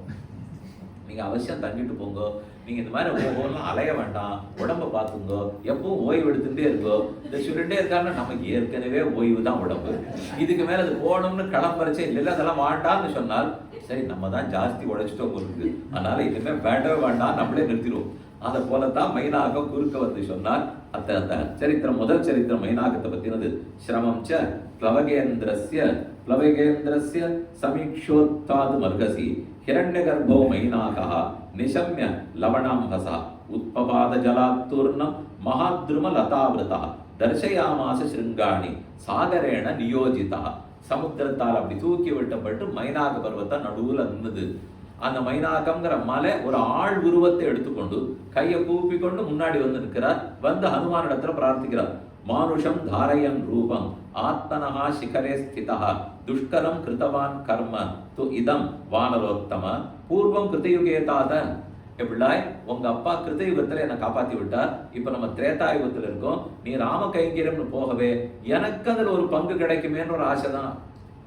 நான் உனக்கு ஒரு தங்கத்துக்கு இடம் கொடுத்தேன்னா எனக்கு ராம கைங்கரியம் கிடைக்குமே, அதனாலதான் நீ தங்கிட்டு போன்னு சொன்னார். தத கிருத்தா சஹஸ்ராசிரமம் மோக்ஷய பூஜாஞ்ச கிருஹாண ஹரிசத்தம பிரீத்திஞ்ச மம மான்யஸ்ய பிரீத்தோஸ்மி தவ தரிசனாத்.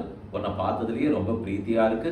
பிரீத்தோஸ்மி கிருதம் ஆதித்யம் மன்னுரேஷாபனீயதாம். ஹனுமான் ஒரு நிமிஷம் யோசிக்கிறார். தங்கினா வேலை கட்டுப்படும். போயிட்டே இருந்தா எடுத்த காரியத்துல முயற்சியோட இருக்கணும், ஊக்கத்தோட இருக்கணும். கொஞ்சம் உட்காந்தோன்னு வச்சுக்கோ, காரியங்களே அப்படித்தான். நடுவில் நின்று பண்ணோம்னா ரொம்ப நழியிடும். நிற்காம பண்ணோம்னா முடிஞ்சு போடும். சால கிராமம் முக்திநாத்துக்கு போற மாதிரி 108 திவதேசங்கள முக்கியமான திவதேசம் நேபாளத்தில் இருக்கு. அங்கே பெருமாளை சேவிச்சிருக்கும். அவரை சுற்றி ஒரு 108 கோமுகி இருக்கும். 108 கல்லுல சிலையா இருக்கும். அதுல உள்ள வர்ற கண்டகி நதி அந்த 108 வழியா கொட்டிகிட்டே இருக்கும். 108லையும் தீர்த்தமாடணும்னுவா. தீர்த்தமாடிட்டு பெருமாள் சேவைக்கு வரலாம். ஆனா கையை வச்சா உறைஞ்சி விடுவோம். அப்படி இருக்கும், சிலீர்னு இருக்கும். மூச்சு வாங்கும், சரியா மூச்சு கூட விட முடியாது. இருந்தாலும் அதுல போவோம். உடம்பெல்லாம் படபடான்னு இருக்கும். ஷால்வை பத்திருந்தா ஷால்வையோட குளிக்க முடியுமா? ஷால்வையை கழிட்டு தான் குளிச்சாகணும். கழிச்சுட்டு அப்படி முதல்ல ஜலத்தை வைக்கச்சே ஒரு 4-5 ஒரு 10 தாண்டின உடனே ஒரு நிமிஷம் ஓய்வு எடுத்துட்டு பாக்கி 10க்கு போகலான்னு நினைப்போம். வெளியில வந்தா போச்சு. அந்த வேகத்தோட 108லையும் தலையை நீட்டுட்டு வந்துடனா குளிச்சுடலாம். ஒரு 10 குளிச்சுட்டோமே, ஒரு நிமிஷம் ஓய்வு எடுத்துட்டு அடுத்த 10க்குன்னா போவே மாட்டோம். வெளியில வந்த உடனே திரும்ப அந்த சில்லிப்பான்னு மனசு ஒத்துக்க. ஆனால் அந்த வேகமா முடிச்சுட்டா காரியம் முடியும். அந்த நாளைக்கு இந்த நாளைக்கு வித்தியாசம். நமக்கு கையில இந்த கைபேசி எல்லாம் குறுக்க செய்திகள் வந்துட்டே இருக்கவே, அந்த நம்ம காரியத்துக்கு நடுவில் அதை எடுக்க போறோம் பாருங்க, அது எடுத்து அது விடாதுன்னா 10 நிமிஷம் 15 நிமிஷம் ஆகும். நம்ம எதை பார்க்கணும்னு போறோமோ அதை தவிர எல்லாத்தையும் பார்த்துருவோம். கடைசியில் அதை பார்த்துருக்கவே மாட்டோம். அடுத்த தடவை திரும்பி அதுக்குன்னு கலந்து பார்க்கணும். அது அது இந்த இது மாட்டோம். இந்த பெரிய கட்டடங்கள்லாம் கட்டி மால்னு பேர் வைக்கிற மாதிரி இருக்கும். அதுக்கு திருமாலுக்கு மால்னு பேரு. என்னால எல்லாம் அவர்கிட்ட கிடைக்கிறது இல்லையா, அந்த மால்லயும் எல்லாமே கிடைக்கும். அங்க போனாலே நம்ம எதை வாங்க போயிருக்கோமோ அதை தவிர எல்லாத்தையும் வேணும். இந்த கடை இருக்கு, அந்த கடை இருக்கு, அந்த கடை இருக்கு. அந்த நாள்ல கார்த்தால 5:30 மணிக்கு எழுந்தாடுனா தடிகையை பண்ணி பெருமாளுக்கு நைவேத்தியம் பண்ணி சொல்லி முடிக்கிற வரைக்கும் வீட்டு பெண்மணி ஒருத்தர் வேற எந்த வேலையும் திரும்பியே பார்க்க மாட்டான். அது 8:30க்கு முடிஞ்சு போடும். நமக்கு எப்போ நாழிகைட்டே இருக்கு. எதுனால என்ன, இந்த குறுக்க எத்தையோ பார்க்குறோம். இது பார்க்கறதுனால கை பேசுறது, யார்ட்டையோ பேசுறதோ அல்லது இந்த சமூக வலைத்தளங்கள் எல்லாம் பார்க்க போனாலோ நேரம் பிடிச்சி இழுத்துரும். எடுத்த காரியத்துல திருட புத்தி இருந்ததுனால் குறுக்க எது நல்லதே வந்தாலும் யார் கூப்பிட்டாலும் ஆட்டம் இதை முடிச்சுட்டு பார்க்குறேன் அப்படின்னு சொன்னா தான் பகவத் காரியம் நடக்கும். அப்பதான் கைகிற நடக்கும். அதை தான் முதல்ல இவரிடத்துல சொன்னார். தத் திதீயம் அனுமதோ திருட்வா கர்ம சுதுஷ்கரம் பிரதிஜாச்ச மயா தத்தா நஸ்தாதவ்ய விகாந்தரா. அப்ப அவர் கையை கூப்பிட்டு வணக்கத்தோட சொல்றார். எப்போ இந்த வேண்டியவர்கள்லாம் ரொம்பவே தடங்கல் பண்ணால் ஞானத்தாலும் வினயத்தாலும் தான் அவர்களை தடுக்கணும். எதிர்த்தே பேசக்கூடாது. ஏன்னா வேண்டியவாவா யாரும் கெட்டவர்கள் இல்லை. அவரும் எதிர்த்தே பேசலையே, கையை கூப்பி கொண்டு நீர் இந்த மாதிரி தங்கிட்டு போன்னு சொன்னதே எனக்கு களைப்பெல்லாம் போயிடுது, நீர் சாப்பிட்டுட்டு போன்னு சொன்னதே சாப்பிட்டாப்புல இருக்கு, அதனால இதுக்கு மேல நான் தங்கி என்ன பண்ண போறேன், மேலும் நான் ஒரு விரதம் எடுத்துட்டு இருக்கேன், இவர் அதெல்லாம் ஒண்ணு எடுத்துக்கல, விரதம் எடுத்துட்டு இருக்கேன், இங்கேருந்து கிளம்பி ராம காரியத்தை முடிச்சுட்டு திரும்பி வர வரைக்கும் உங்கேயும் தங்கறது இல்லை அப்படின்னு எடுத்து, ஓஹோ விரதம் எல்லாம் இருக்கா அப்பன்னா நீர் பார்த்து அப்படின்னுட்டா சொல்லிவிட்டார். அதனால அவரிடத்துல நல்லதுக்கு நல்ல பேராச்சு, அவரை விரோதிச்சுக்கவும் இல்லை, தங்கவும் இல்லை. அனுகூலர்களா இருந்தா இப்படித்தான் தாண்டி போயிடணும், இல்லை அவர்களும் பிடிச்சி இழுத்துடுவான். ஏதோ சுகமா இருக்கும். உலகம் வேதாந்தேசிகன் சொல்லும்போது லோகத்துல துக்கம் மட்டுமே இருந்ததுனால் நம்ம எல்லாருமே பரம பக்தர்கள் எழுவோம். ஆனா அதுல நல்ல சுகங்கள்லாம் வந்து பாருங்க. பிள்ளை பொண்ணுக்கு நல்லா கல்யாணம் ஆச்சு, அப்புறம் பேரம்பேத்தியெல்லாம் பிறந்தது, அவர்களுக்கு ஓஹோன்னு வேலை கிடைச்சது, எங்கேயோ இப்படி ஆஹா ஓஹோன்னு இருக்கா, பதவி உயர்வெல்லாம் கிடைச்சதுன்னா இந்த சுகமெல்லாம் தான் சம்சாரத்தில் ஒரு ஆசையை ஏற்படுத்தும். துக்கம் மட்டும் இருந்ததுனால் யார் சம்சாரத்தை ஆசைப்படுவாங்க? அப்ப வெறுப்பு தான் வரும். எல்லாருமே நம்ம ஆச்சாரியர்களாட்டம் வைராக்கிய சிக்காமணிகளா இருந்துள்ளோம். நம்ம இருக்கிறது இல்லைன்னா அப்பப்ப இந்த சுகங்கள் வருது இல்லையோ. சுகம் வந்ததுன்னா வினயத்தோட விலகி நடுவுங்கிறான். அதை எதிர்க்கவும் செய்யாதே, வினயமா பார்த்து இது நம்மளுக்கு இல்லை. ஆத்ம சுகங்கிறது பரமாத்மாவோட தான் கிடைக்குமே தவிர மற்ற பேரோட இல்லேன்னு நினைத்து கொண்டு விலகிடு. கையை கூப்பினார், கிளம்பிட்டார், போயிட்டார். அடுத்த தடங்கள் வந்தது. ஹனுமாஞ்ச முகூர்த்தேன व्यतिचक्राम सागरम ततो देवाः स गंधर्वाः सिद्धाश्च परमऋषयः अब्रुवन् सूर्यशंकाशां सुरसां नागमातरम् अयं वातात्मज श्रीमान् प्लवते सागरोपरि हनुमान् नाम तस्यत्वं मुहूर्तं विघ्नमाचर. ஒரு முகூர்த்தத்துக்கு நீ தடுத்து காட்டு பார்ப்போம். நாகமாதா, நாகர்களுக்கெல்லாம் தாய் சுரசான்னு அவளுக்கு பேர். அவரிடத்துல தேவர்கள்லாம் போய் இவர்களே பரீட்சை வைக்கிறார். இதான் பெருமாள் வைப்பாருன்னு இந்த சம்சாரத்துல ஏதாவது வலையை விரிச்சுட்டு நீ கால வைக்கிறியா பார்ப்போம். அப்படிதான் இந்த சண்டைகள் எல்லாமே சைவ வைஷ்ணவ சண்டை, அது அதே மாதிரி விருட்டாத்வைத்தம் அத்வைத்தம் துவைத்தம் சண்டை, இதுவா அதுவா எத்தனையோ சண்டையெல்லாம் இருக்குன்னால் இந்த சண்டையில காலை வச்சா பெருமாளே சிரிச்சுன்னு பார்த்துட்டு இருப்பார். சரி சரி இவன் கொஞ்ச நாள் இதுலயே இருந்துட்டு வரட்டும், எத்தனை ஜென்மம் பிறக்கிறான்னு பார்ப்போம். அவருக்கு எல்லாமே ஜென்ம கணக்கு, நமக்கெல்லாம் வருஷ கணக்கு. அவரை பொறுத்த வரைக்கும் சரி இன்னொரு 10 ஜென்மம் முடிச்சு, 10 ஜென்மம்னா 600-700 வருஷம் வெறுமே இல்லை. ஓ அவ்வளோ வருஷம் ஆகுமானால் எத்தனையோ கோடி வருஷம் கோடி ஜென்மம் எடுத்திருக்கோமே. இது வரைக்கும் நம்ம என்ன ஒரு ஜென்மம் 2 ஜென்மமா எடுத்திருக்கோம், அனந்த கோடி ஜென்மங்கள் எடுத்திருக்கோம். இந்த ஜென்மம் கடைசி ஜென்மமாக இருக்கட்டும்ங்கிறது தான் நம்ம ஆச்சாரியருடைய விருப்பம். எத்தனையோ கழிச்சுட்டியே, பழுதே பல பகலும் போயின என்று அஞ்சி அழுதேன்னு ஆழ்வார் பாடினார். இத்தனை நாளும் உன்னை பத்தி தெரிஞ்சுக்காமலே ஏதோ சரீரம் போன வழிக்கு போய் கழிச்சுட்டேனே, இனிமேலாவது போகக்கூடாதுன்னா அதுதான் அவர்களுடைய ஆசை. அதனால தேவர்கள் எல்லாம் பரீட்சை வைக்கணும், ஒரு முகூர்த்தம் நிறுத்தி காட்டு பார்ப்போம். சரி நம்ம குறுக்க வந்தா நடுவில் எழுந்து நின்று ஹனுமான் நீ நில்லும், நான் ஒரு வரம் வாங்கி வச்சிருக்கேன், உண்மை எனக்கு உணவாக என் வாய்க்குள்ளே இட்டுக்கொள்ள வேணும்னு பிரம்மா எனக்கு வரம் கொடுத்துருக்காரு. அதன்படிக்கு நீர் என் வாய்க்குள்ள போய்தான் ஆகணும், உன்னை நான் சாப்பிட்டு தான் ஆகணும். அவர் பார்த்தார், இவர் யார், ஏதோ புது சரித்திரமா இருக்கே, இப்படி நம்ம ஒன்றும் கேள்விப்பட்டதில்லை. ஏன்னா பிரம்மாவே ஹனுமானுக்கு நேரம் வரம் கொடுத்துருக்கார், பிரம்மாஸ்திரம் கூட ஒன்றை ஒன்றும் பண்ணாதுன்னு. ஆனால் இவன் பிரம்மா கிட்ட வரமாகிறேன்னு பேர் வச்சிருந்து என்ன தடுத்துருவ போல் இருக்கே. ஒரு நிமிஷம் நின்றார், அவன் மேலே பேசுறத கேட்டுட்டே இருக்கார். ஓ, இவட்ட நம்ம சாமர்த்தியமாக தான் தாண்டி ஆகணும். வினயமா கையெல்லாம் கூப்பினா விட மாட்டா, மைனாக கை கூப்பினா விட்டார். இவன் அந்த மாதிரி விட மாட்டா, கொஞ்சம் சாமர்த்தியம் புத்திசாலித்தனத்தோட நடப்போம், தைரியமா நடந்து போகணுட்டு. சரி, உன்னை என்ன ஆகாரம் அடையணும் தான் உனக்கு ஆசை, அவசியம் என்ன சாப்பிடுன்னு சொல்லி இவ்வளவு யோஜனையா இருந்தவர் அத்தனை யோஜனை தூரத்துக்கு வசந்தார். அவ உடனே வாயை அதுக்கு தகுந்த அளவுக்கு பெருசாக்கினான். அதை விட பெருசா உயர்ந்தார். அந்த அளவுக்கு வாயை பெருத்துண்டா, அந்த அளவு உயர்ந்தார், அந்த அளவுக்கு வாயை பெருத்துண்டா. இது அப்படியே வால்மீகி சொல்றார். சகார சுரசாபியாசியம் விம்சத்து யோஜனமாயதம். 10 யோஜனையிலேருந்து விம்சத் யோஜனம் 20 யோஜனைக்கு வளர்ந்தாலும். ஹனுமான்ஸ்து ததக்ருத்தா 30 யோஜனமாயதா. ஹனுமான் 30 யோஜனைக்கு வளர்ந்தார். சகார சுரசாவக்திரம் 40 தத்துவச்சிருத்தம். நம்மளை எது பிடிச்சு தடுக்கணும்னு நினைக்கிறதோ அது நம்மளை விட வேகமா வளரும். இப்ப உலகத்துல இத்தனை வியாதிகள், ஒவ்வொரு வியாதிக்கும் ஒவ்வொரு மருத்துவர் இருக்காரு. இதெல்லாம் நம்ம தாத்தா காலத்துல உண்டா இல்லையா? இதே உடம்பு தான் சுவாமி இருந்தது, அப்ப என்ன வேற உடம்பா இருந்தது? நிச்சயமா அவ காலத்துல வியாதி இருந்திருக்கும். ஆனா இவ்வளவு பரீட்சை சோதனை இதெல்லாம் இருக்காருனால் ஒருவேளை வியாதிகள்லாம் நிறைய வளர்றதோன்னு ஒரு சந்தேகம். நம்ம சாமர்த்தியத்தை எவ்வளவுக்கு எவ்வளவு வளர்த்துக்கிறோமோ அந்த அளவுக்கு பெருமாள் ஒருவேளை வியாதியை வளர்த்து நீ ஆச்சு நான் ஆச்சு பாப்பனும் பண்றாரு.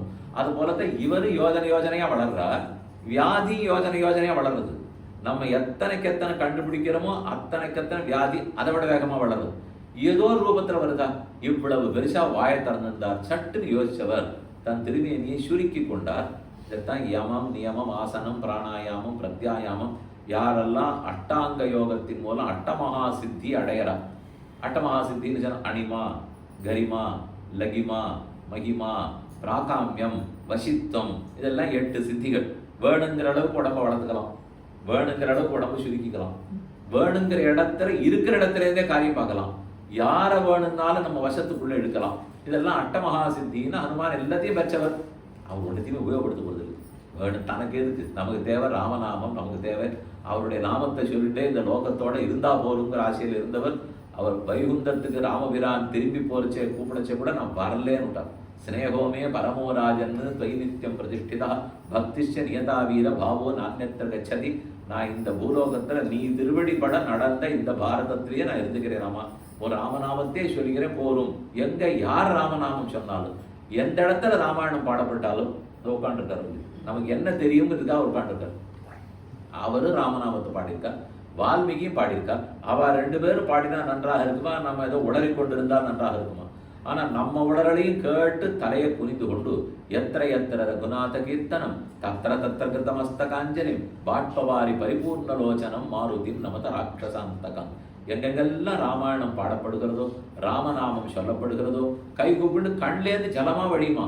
நம்ம கூட ஒருத்தர் கூட்டாரேங்கிறதுக்காக ஒரு கச்சேரி போவோம், சுமாராக தான் பாடிட்டு இருப்பார். உட்காரணமேங்கிறதுக்காக ஒரு மணி நேரம் உட்காந்துட்டு எழுந்து வந்துடுவோம். கண்ணெல்லாம் ஜலம் விட்டுலாம் அழுது பார்த்துருக்கலாம். ஏதோ சுமாரா பாடினா யாரும் இப்படி ஜலம் விட்டு அழுவா? இப்ப நம்ம சொல்றதுக்கு அவர் அழுதுட்டு இருக்காரு. என்னால் அவரை பொறுத்த வரைக்கும் யார் சொன்னாங்கிறது முக்கியமில்லை, சொல்லப்பட்டது ராமநாமமா அது இருந்ததுன்னு அவருக்கு ஆசை. அதனாலே சுரசா நாகமாதா அவ்வளவு பெருசா வாயப்பழந்தா அவருக்கு அட்டமகா சித்தி இருக்கவே சட்டென்று சுருக்கி கொண்டார். இவ்வளவு சின்னவரா இருக்கார், வாய் இவ்வளவு பெருசு இருக்கு. உள்ள போய் ஒரு பெரிய மைதானமாட்டம் ஒரு சுத்திட்டு சட்டுன்னு வெளில வந்துட்டார். மாதா உன் வாய்க்குள்ள போகணும், ஆகாரம் தானே சொன்னேன், இது போயிட்டு வந்துட்டு நீ சொன்ன ஆசையை நிறைவேற்றினார். இது ரொம்ப சாமர்த்தியக்கார பிள்ளையா இருக்கார். இவரிடத்துல நம்ம ஆகாது. தேவர்களே நீங்க என்னமோ என்ன பரீட்சை பண்றதுக்காக ஆரம்பிச்சு எந்த பரீட்சையெல்லாம் அவர் வசப்பட போறதே இல்லை, அவர் காரியம் எடுத்ததை முடிச்சு தான் போறார் என்று சுரசா சொல்ல தேவர்களுக்கெல்லாம் புகுவானந்தம். அவளுக்கு என்ன நம்ம காரியம் நிச்சயம் நடக்குங்கிற ஆனந்தம். அவர்கள் பிரார்த்தித்து தானே ராமபிரான் கீழே பிறந்திருக்கார். அர்த்தித்தோ மானுஷே லோகே ஜக்ஞே விட்டு சனாதனா சகிதேவை ருதிர்ணஸ்ய ராவணஸ்ய வதாத்திபிகி. மனுஷலோகத்துல ராமன் பிறந்ததே தேவர்கள் பிரார்த்தனை கிணங்க அவர்கள் சரணாகதியை பலிக்க வைக்கிறதுக்காக ராவணனை முடிக்கிறதுக்கு தான் வந்தார். தேவர்களுக்கு திருப்தி. இனிமே 3வது ஒருத்தி சிம்பிகான்னு பேர். அவ சாயாகிராகி. சுக்ரீவன் இவளை பத்தி சொல்லியிருக்காராம். தெற்க போனியானா கடல்ல சாயாகிராகி ஊத்தி இருக்கா, நீ தேட போகும்போது ஜாகிரதையா இருந்துக்கோன்னு சுக்ரீவன் சொல்லியிருக்கார். இவர் மேல பறக்க பறக்க போக முடியாத யாரோ பிடிச்சு இழுக்கிறாப்புல இருக்குது. நம்ம ஆகாசத்துல ஒத்துருமையிலேயே கீழே பார்க்கிறார். இவருடைய நிழலை பிடிச்சுன்னு அந்த சாயாகிராகி இழுத்துன்னு இருக்கான். பிளவமானம் து தம் திருட்வா சிம்ஹிகா நாம ராட்சசி மனசா சிந்தயாமாச பிரவருத்தா காமரூபிணி இதி சஞ்சித்ய மனசா சாயாமஸ்ஸ சமாக்ஷிபன் சாயாயாம் கிரகமானாயாம் சிந்தயாமாச வானரா. இவதான் அந்த சாயை பிடிச்சு நிழலை பிடிச்சு எடுக்கிறவரா இருக்கணும். அதனாலே இவரிடத்துல நாம பேசிட்டு முதல்ல மைனாகத்துல கை கூப்பின மாதிரி கூப்ப முடியாது. அடுத்து சுரசாவடத்துல சாமர்த்தியம் எல்லாம் நடக்காது. சண்டை ஒண்ணுதான் வழி அப்படின்னு இவரிடத்துல முடிவு பண்ணார். ஓங்கி முட்டியால் அரைந்தார். அவள் அழுது கொண்டு விழுந்தாள். சாயாகிரகி மகாவீர்யம் ததிதம் நாத்திர சம்சயா சதாம் புத்தியாத்வத்தத்வேன சிம்ஹிகான் மதிமான் கபிகி காயமாத்திரஞ்ச மேதாவி மர்மாணிச்ச மகாகபிகி. அவருடைய வாய் நெஞ்சு எல்லா இடத்தையும் கைகளாலே உதைக்க சதஸ்யா விகிருத்தே வக்திரே வஜ்ரசம்மன கபி. அவள் இறந்து கீழே விழுந்தாள். மூன்றாவது, யார் எதிரியா வந்தார்களோ தைரியமாத்தான் அவர்கள்ட்ட நடந்துக்கணும். முதல்ல வந்தவரிடத்தில் வினயத்தோட நடந்துட்டார். இரண்டாவது இருந்தவரிடத்தில் வைராக்கியத்தோட விலகின்றார்.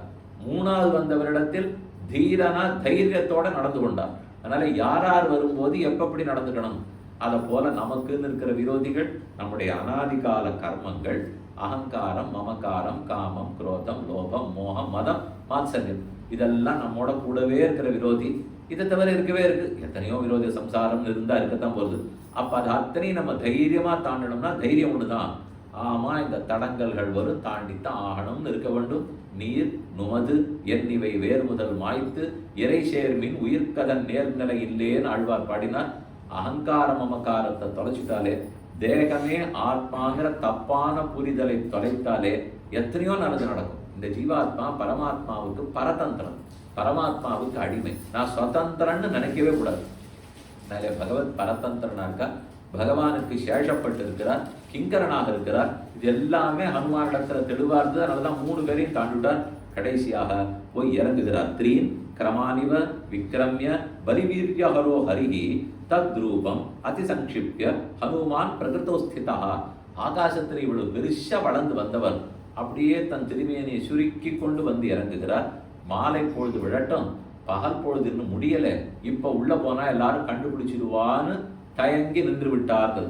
த்ரீன் கிரமானிவர் கிரமிய, திருவிக்கிரம பெருமாள் எப்படி 3 அடியால் உலகத்தை தாவி அளந்தாரோ அதை போல இவ்வளவு பெரிய சமுத்திரத்தை ஹனுமான் தாவினார், வந்து இறங்கினார். சசாகரம் தானவ பன்னகாயுதம் பலேன விக்ரமிய மகோர்மி மாலினம் நிபத்த தீரேச்ச மகோததேஸ்ததா ததர்ஷ லங்காம் அமராவதி மிவ. அமராவதி பட்டணத்தை போல லங்கை இருக்குன்னு கொண்டாடுறாங்க. யார்? ஹனுமானுடைய கண்ணுக்கு ராமனை தவிர எதுவுமே ஒண்ணப்படாது. அவரே அசோகவனத்தை பார்த்துட்டு இந்த லங்கையை பார்த்து கொண்டாடிட்டோம்னா நிஜமாவே நல்ல ஊர் தான் போடும். என்ன பண்றது, நல்லவன் இருக்கலையே. அதனால அந்த நல்ல ஊரால பிரயோஜனம் இல்லாத போச்சு.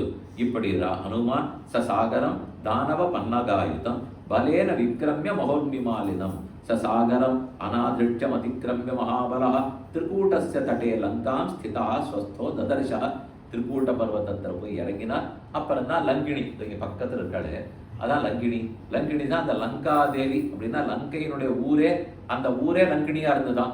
ராவணன் அவள் இடத்துல எல்லா சக்தியும் கொடுத்து நீ தான் பார்த்துக்கணும். பிரம்மா ஒரு தடவை அவளை பார்த்து சொல்லியிருந்தார், ஒரு குரங்கு ஒன்று அடிச்சு வீழ்த்துற சமயத்துக்கு லங்கைக்கு ஆபத்துன்னு புரிஞ்சுக்கோ. அந்த குரங்கு நினைக்கிற காரியத்தெல்லாம் நடக்க தான் போகுது அப்படிங்கிறதுக்காக இவள்கிட்ட வந்தார். அவள் அவ்வளவு சுலபத்தில் உள்ள விடலை. ஹனுமார், அதாவது வால்மீகியிலே அங்கங்க நவரசத்தையும் வைப்பார். ஒரு ஹாஸ்ய ரசம், குரோத ரசம், ஜிகுப்சா, பீபத்ச ரசம், பயானக ரசம், இப்படி வெவ்வேறு ரசங்களா. அதில் இந்த இடத்துல சூர்பணக்கையோட ராமன் பேசச்சே ஹாஸ்யரசம். அது போல இவள்கிட்ட ஹனுமான் பேசச்சேவும் ஹாஸ்யரசம். இவன் முதல்ல விடமாட்டேன்னு தடுத்தா. நான் ஏதோ சின்ன பூனை வடிவத்தில் உள்ள போய் ஊரை சுத்திட்டு போகலான்னு பார்க்குறேன். ஊரை சுற்றி பார்க்கறதுக்கு உங்கள் ஊருக்காரால விட மாட்டீங்களா, நான் விருந்தாளி இல்லையா அப்படின்னார் அவர்கிட்ட. அதெல்லாம் யாரையும் நான் விடுறதா இல்லை. ஒரு எறும்பு கூட எங்கிட்ட கேட்டுக்காம இந்த ஊருக்குள்ள போக முடியாது, விட மாட்டேன்னார். சரி, இனிமே இவள்கிட்ட பேசி பிரயோஜனம் இல்லை. பெரிய வடிவத்தை எடுத்துக்கொண்டு உவாச்ச கர்விதம் வாக்கியம் ஹனுமந்தம் லவங்கமம் பிரசீதசு மகாபாகோ திராயஸ்வ ஹரிசத்தம. இப்படிதான் எனக்கு பிரம்மா சொன்னார். எப்போ ஒரு குரங்கு வந்து என்னை அடிச்சு விழுத்திடுமோ அப்ப அந்த குரங்கு காரியம் தான் நடக்கும், ராவணனுக்கு ஆபத்து தொடங்கும்னு சொன்னார். உள்ளப்போ நீ தேடி வந்த சீதை உள்ளே தான் இருக்கிறாள், மீண்டும் கிடைப்பாள். 2 விதமா நமக்கு சொத்து வேணும். ஒன்றும் சொத்து இருந்து இழந்திருந்தா அது திரும்ப கிடைக்கணும். இந்த பிரட்ட ஐஸ்வர்ய காமன்னு சொல்லுவோம். ஐஸ்வர்யம் பிரட்டமா போச்சு, அது திருப்பி கிடைக்கணும். அபூர்வ ஐஸ்வர்ய காமன்னால் முன்னாடி சொத்தெல்லாம் இருந்திருக்காது, புதுசா சொத்து வேணும். இழந்தத்தை திருப்பி வரணும்னாலும் சுந்தரகாண்டமா, புதுசாவே வேணும்னாலும் சுந்தரகாண்டமா. ராமன் இழந்தது அது திருப்பி கிடைச்சது சீதை சுந்தரகாண்டத்தில். ஹனுமானை பொறுத்த வரைக்கும் சீதையை முன்னாடி சேவிச்சதே இல்லை, புது சொத்து. மாதா சீதா இப்ப புதுசு. அதனால ஒருத்தருக்கு புது சொத்து வேணும்னாலும் சுந்தரகாண்டம் தான், இழந்த சொத்து திருப்பி கிடைக்க வேணுமானாலும் சுந்தரகாண்டம் தான். வந்தார், சீதையை சந்தித்தார், ராமநாமாங்கித மோதிரத்தை கொடுத்தார். கிரகீத்வா பிரேட்சமானாசா பர்த்துக்கர விபூஷணம் பர்த்தாரவிவ சம்பிராப்தா ஜானகி முதிதா பவது என்று சீதை ஆனந்தப்பட்டாள். கையில மோதிரத்தை வாங்கினவளுக்கு ராமனே கையில இருக்கிற மாதிரி இருந்துதான். அப்படியே சீதாதேவி ஆலிங்கனத்தில் இருந்தாள். வால்மீகி பாடுகிறார். ராவணனை போய் சந்தித்தார், அவனுக்கு நல்ல வார்த்தை சொல்லி பார்த்தார், கேட்கறதா இல்லை. ஊர் எல்லாத்துக்கும் நெருப்பு வைத்தார். அப்படியே சீதாதேவியினிடத்துல விடை பெற்று சூடாமணியை பெற்றுக்கொண்டு திரும்ப தாவினார், வந்து சேர்ந்துட்டார். இங்கேருந்து வரும்போது திரும்ப போகும்போது ராமனிடத்திலேருந்து சீதையினிடத்துல போனார், ஒரு பரிசு கிடைச்சது. சீதையினிடத்திலேருந்து ராமனுக்கு திரும்பி வந்தார், அப்ப பரிசு கிடைச்சது. இப்ப வரைச்ச ராமதூதன், அப்ப வரைச்ச சீதாதூதன். அவர் வெறும் ராமதூதன்னே பேர் வச்சுருக்கோம், சீதாதூதன் பேர். சீதையும் தூதான அனுப்பிச்சா. ஆனா இங்கேருந்து போறச்சே என்ன பரிசு கிடைச்சது, அங்கேருந்து திரும்பி வரைச்சே என்ன பரிசு கிடைச்சது. ராமதூதனாக போகும்போது வாலில் நெருப்பு பரிசாக கிடைத்தது, இவ்வளவுதான் கிடைச்சது. அதனால ராமபிரான் பக்கம் உதிர் போகாதீங்க. சீதா தூதனாக வந்தால், இதே சீதை தூதன் அனுப்பிச்சால் ராமன் பார்த்து செய்திகள்லாம் சேகரிச்சுட்டு மோதிரத்தை கொடுத்துட்டியா, சூடாமணியை பெற்றேன்னு வாங்கி கொண்டு ஏஷ சர்வஸ்வபூதஸ்து பரிஷ்வங்கோ ஹனுமதா கடைசியில் நினைச்சிருக்காரு. அதான் அவர் கொடுத்த பரிசு. இந்த சீதா அப்பவே நினைச்சுக்கிறா, அவர்கிட்டேருந்து வந்தியானா நெருப்பு கிடைக்கும், எங்கிட்டேருந்து திரும்பி போனியானா அவருடைய ஆலிங்கனம் கிடைக்கும். எது வேணும்னு அவரவர்கள் பார்த்துக்க வேண்டியதுதான். அதோட இல்லை, ஹனுமார் சீதையை கண்டு விட்டார்னு ராமன் எப்படி திரும்ப தெரிஞ்சின்றார். இங்கிருந்து அங்கே போனார், சீதையின் இடத்துல போயிட்டு விழுந்து சேவிச்சார். நீர் ஆறுன்னு கேட்கறச்சே நான் தான் ராமதூதன் அறிமுகப்படுத்தினார். சீதைக்கு தோணித்து, தாசன்னு சொல்ல மாட்டேங்கிறானே, தூதன்னு சொன்னா கொஞ்சம் என்ன அகங்காரம் இருக்குன்னு அர்த்தம். ராமதூதன் அது ஒரு பட்டம், பதவி இல்லையா? அதனால சீதை குளிர அனுகிரகம் பண்ணா, நன்னா கட்டாட்சித்தாள். அந்த கட்டாட்சத்தை பெற்று திரும்பி வந்தாரோ இல்லையோ, திரும்ப வந்து ராமனை விழுந்து தண்டசம் வச்சார், நமஸ்காரம் பண்ணார். அப்ப திரும்ப அறிமுகப்படுத்த மாட்டாளா? தாசோகம் கோசலேந்திரஸ்யன்னார், நான் கோசலேந்திரனான ராமனுக்கு தாசன்னால் நீர் சொல்லவே வேண்டாம் ஹனுமார், சீதையை பார்த்துட்டீர் நான் தெரிஞ்சுட்டேன்னா ராமன். எப்படி தெரிந்து கொண்டாய்? இல்லைன்னா நான் அனுப்பச்சே நீ எப்படி இருந்தே, நீர் வரச்சே எப்படி வந்திருக்கீர் எனக்கு தெரியாதா? என் அனுகிரகம் மட்டும் கிடைச்சா கொஞ்சம் அகங்காரம் பாக்கி இருக்கும். அவள் அனுகிரகம் கிடைச்சதுன்னா எந்த அகங்காரம் இல்லாமல் ராமனுக்கு தாசங்கிற உண்மை கிட்டும்.